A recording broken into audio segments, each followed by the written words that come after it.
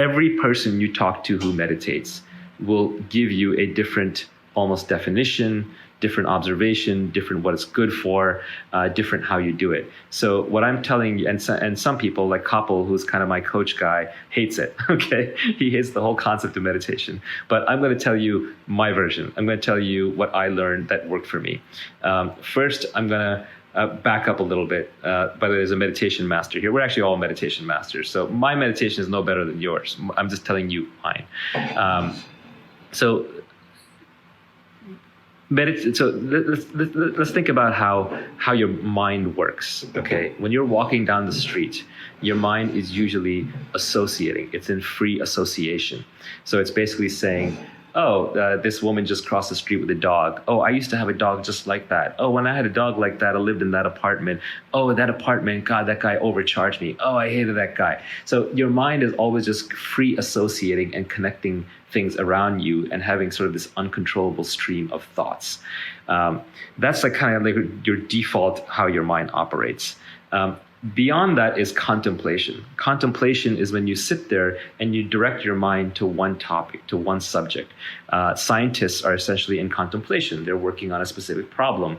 A poet, when they're like trying to figure out the right words for the poem, they're in contemplation. Sometimes an author can be in contemplation when they're plotting out the narrative for their book. Next, beyond that is concentration. Concentration is when your mind is focused on one thing. And this can be, you're surfing and you're riding a wave. You're driving a car at a high speed around a bend. It could be you're having sex with somebody. Your mind is focused on that act. So concentration is when your mind is single pointed. Most meditation techniques are concentration methods. And there are many, many meditation techniques. If you ever want to run through a bunch of them, you can pick up a book called The Book of Secrets by Osho. And I know he's gotten a bad rap popularly recently, but he was a pretty smart guy. But there's a book called The Book of Secrets by Osho. And it's actually a translation. It's a translation of an old, I believe, Sanskrit book that has something like 120 different meditations in it. And you can try each one. You can just see which one works for you.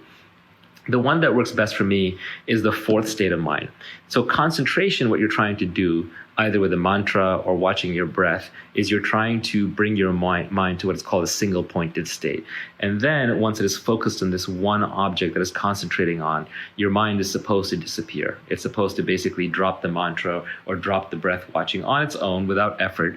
And your mind is supposed to stop. And then you have a chance to see what you're really like underneath this anxiety-filled barrage of thoughts that you're always having.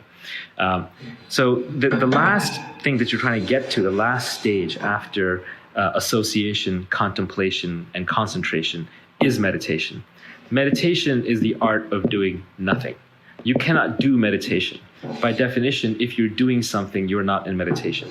Meditation is a state you're in when you're not doing anything, when you're not doing anything physically, when you're not doing anything mentally, when you're not doing anything consciously. You're just making no effort. You're literally being completely still, physically and mentally, inside and out. That is a state that you're trying to achieve. But there is an oxymoron, which is for true meditation, you're not even there. The thing that's trying to achieve the state of meditation cannot actually be there in full meditation.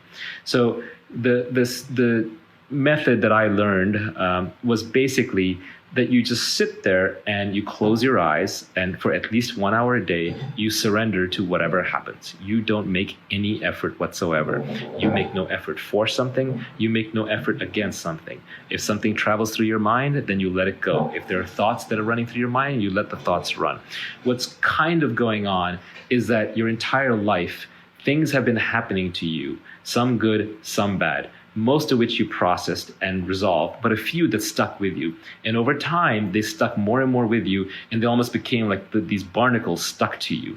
And you lost your childhood, your childhood sense of wonder and being present and being happy. You lost your inner happiness because you built up this personality of unresolved pain and errors and fears and desires that are glommed onto you like a bunch of barnacles. And now how do you get those barnacles off of you? How do you strip them off of you? Well, what happens in meditation is when you're sitting there and not resisting your mind, these things will start bubbling up. It's like a giant inbox of unanswered emails, tens of thousands of emails going back to your childhood. And they will come out one by one, and you will be forced to deal with them. You will be forced to resolve them. And resolving them doesn't take any work. You just observe them. But now that you're an adult, now that you have some distance in time and space from previous events, you can sort of just resolve them. You can be much more objective about how you view them. Someone just mentioned peyote. Yes, that psychedelics are a bit of a cheat code in this, although I don't recommend drugs for anybody, because I think you can do it all through pure meditation. If you wanted to accelerate ahead, psychedelics are good for that. There's a good book that Michael Pollan wrote recently called How to Change Your Mind. And I think that is a brilliant book that everybody should read. In any case, so with meditation, over time, you will resolve a lot of these deep-seated, unresolved things that you have in your mind, and it is different for everybody. And once they're resolved, there will come a day when you sit down in the morning to meditate, and I recommend morning 1 hour a day, because anything less is not enough time to really get deep into it. But I would recommend, if you really want to try meditation, do 60 days, 1 hour a day, first thing in the morning. And if you sit there, do that, after about 60 days, you'll sort of be tired of listening to your own mind. You will have resolved a lot of your issues, or you'll have to heard them enough that you'll have kind of seen through those fears and those issues. And what'll happen is one morning, you're going to hit mental inbox zero. Okay, if you know the inbox zero concept, is when you open your email and there are no emails, and it's zero email. And that is a pretty amazing feeling.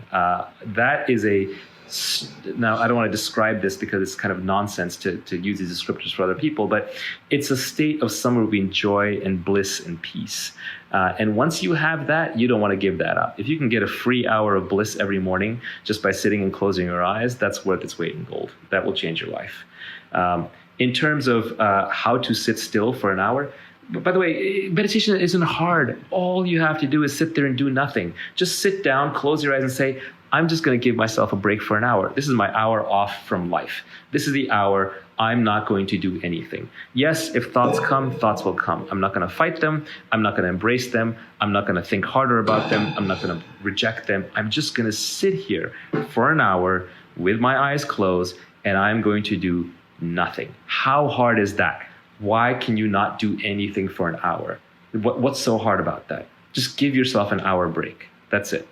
The book I mentioned was Michael Pollan, Pollan.